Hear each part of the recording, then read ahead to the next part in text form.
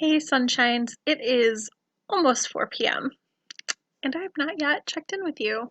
So today is the 8th of October and I had a one-on-one session with a student of mine um, this morning, and then work at school, and then parent pickup, and now I'm here.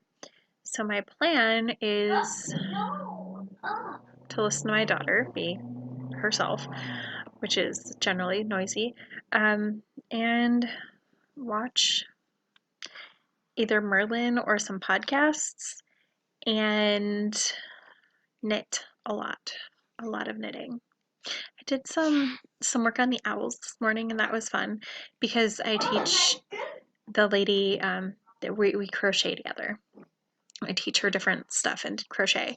And so I'd like to have a crochet project when I'm with her. So I took the owls to work on, and I attached eyes to 4 of them, eyes and noses, and then I crocheted the border around 2 of them.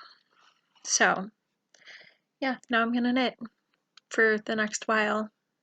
I have pot pies in the oven. I'm so excited about pot pies, even though it's really warm today for pot pies. It's almost 70 degrees. But it'll probably be much cooler in an hour. So, which is when the pot pies will be ready. So it'll be fine and they'll be delicious. What I really wanted was a pot pie from Costco because they make them fresh every day. But what I'm having is frozen pot pies. It's fine. They're still going to be good. And eventually I'll go to Costco and get a pot pie. In an unexpected turn of events, this dog was wandering the neighborhood, and she has sort of become my responsibility. We are walking around trying to find her home.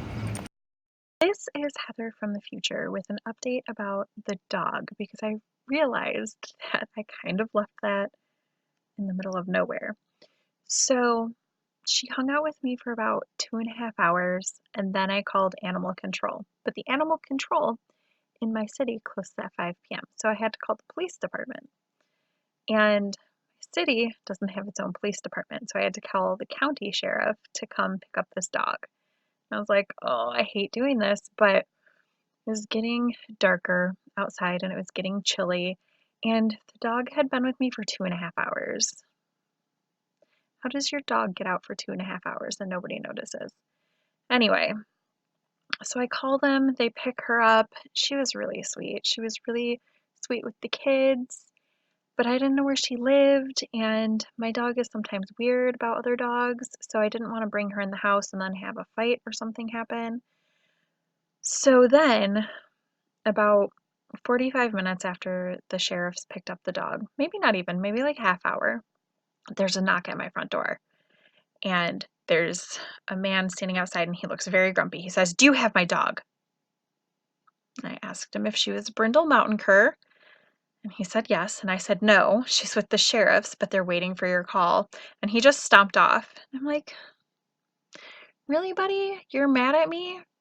But your dog was out with me for 2.5 hours, and you didn't know. So I don't know for sure that she made it home to her owner that night, but I have to imagine he called the sheriff to get his dog back, because I would call the sheriff to get my dog back so that she wouldn't have to go into the shelter the next day.